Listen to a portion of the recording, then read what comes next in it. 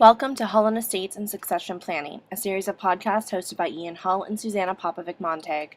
The podcast you are listening to will provide information and insights into estate planning in Canada. From the offices of Hull in Toronto, here are Ian and Suzana. Hi, and welcome to Hull and Estate and Succession Planning.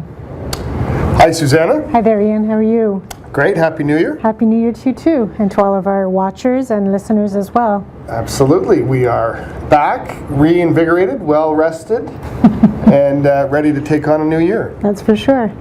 Over the holidays, had some interesting reading. I know that you did too. We both plowed through an interesting book by Covey. Mm-hmm. We'll put it on the show notes. Book called The Third Alternative. That's right. And we're going to add it to our webpage of our list of books that we have enjoyed and think are worth reading. That's for sure. It's an interesting book. It brings out some interesting aspects of problem solving, which Stephen is well known for his previous book already written about 7 habits of efficient people, and that's not the exact title, but it's close enough.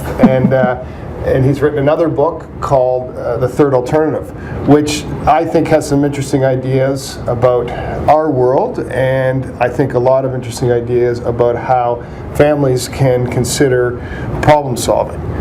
That's for sure, and it's a very interesting book in the sense that you're talking about an alternative to people who, fight all day long on one side of a file or another side. And there's all kinds of suggestions that'll work for people who litigate, and yet even for people who do the exact opposite from a mediation perspective as professionals. And then you've got it taking it down to the very basic level of everyday kind of interactions. And so it's a really neat way to think about things that we do regularly. And I think it's interesting because he really just restates a historic concept, and that is there is in life a yes and a no, or an A and a B position, and he sort of presses us to think, well, is there a different or a better way to approach the problem? And I've really I enjoyed it. I thought I learned a lot about how working within a group can be a more efficient business model, mm-hmm. and a more efficient problem-solving model. But I was struck by how I think it can help on an estate planning standpoint, because it is so often a situation where we either want to completely exclude our family from any information regarding our estate because nobody wants to face the death word and to face the option of communicating or talking to your family. And the other side of the equation is, of course, the idea that, well, we should tell them everything, mm-hmm. and communicate everything to them. And that really, to me, was the yes or no. And I've been struggling over the holidays to think about, well, what's the third alternative? What is another approach? And I think, in some ways, the book really reminds us that it's not necessarily about compromise. It's not about taking one half of that approach and telling them only a little bit, and then maybe telling them a lot, and finding a happy medium. And I think what we have been trying to do, and mercifully, I think through what we've been trying to practice and through all of the writings that we've been doing, is we have been sort of forcing the third alternative, and that is effective communication. Mm-hmm. And so I enjoyed reading it. I think we can refine it, but I think our third alternative to estate planning really comes down to not just downloading the information, but effectively downloading the information in a business-like environment and in an effective manner, so that the family understands it, and then so that the heads of the family aren't feeling that they're giving up information that they do not want to disclose. And it's really interesting how we're reading these things, and as you say, these are long-standing concepts and ideas and mechanisms by which we can deal with daily situations, and it just goes to underscore just how sometimes common sense is just not so common. And so having someone just put it to us in that way, refresh our way of thinking, is very, very enlightening, and I highly recommend the book to all of you. Absolutely. So I think that just ties in the last sort of our opening New Year's messages. Let's just spend a couple of minutes on, and I've done it myself, it's just this is a year, the new year, relook at your estate plan. Have you got a current, accurate will? And why wouldn't you? What are the worries? What gets created if you don't have a will? So what happens? What are some good reasons to do a will in Ontario or throughout anywhere in Canada and the United States?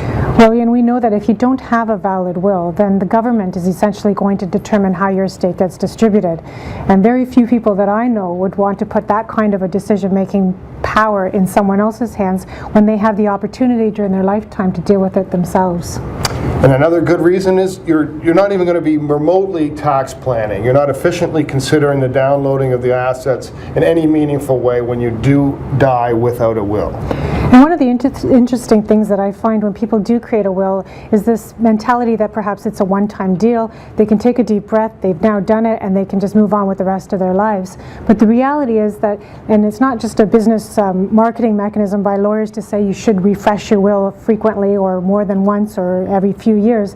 The reality is that the system changes. The laws change, and the tax laws, for instance, can change. And if you don't stay on top of these things, there's a possibility that even the best will becomes somewhat inappropriate at the end of the day if you haven't been able to accommodate the changes in the system.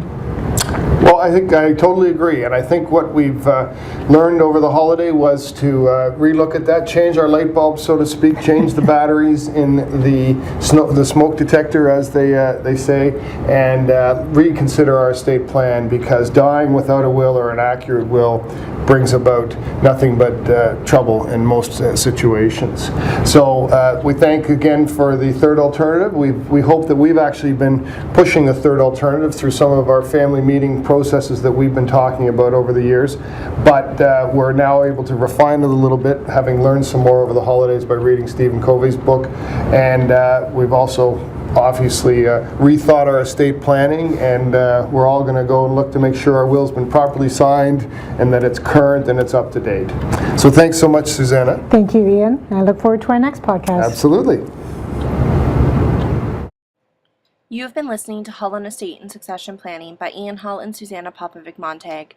The podcast that you have been listening to has been provided as an information service. It is a summary of current issues in estates and estate planning. It is not legal advice, and you're reminded to always speak with a legal professional regarding your specific circumstance. To listen to other Hull and Hull podcasts or leave any questions or comments, please visit our website at hullestatemediation.com.